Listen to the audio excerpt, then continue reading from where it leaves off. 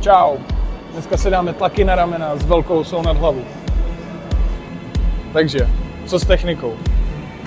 Vemeš činku, jdeš pod ní, lokty pořád před činkou.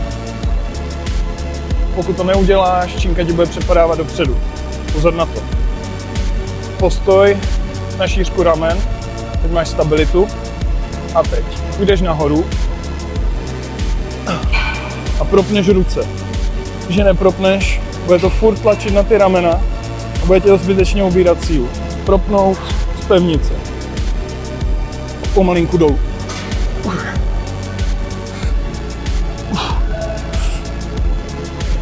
Největší chyby mých klientů jsou právě v rozsahu pohybu. Jo, když to jedou nahoru, začínou se tady nahoře klepat, je to blbý na stabilitu. Propnout lokty.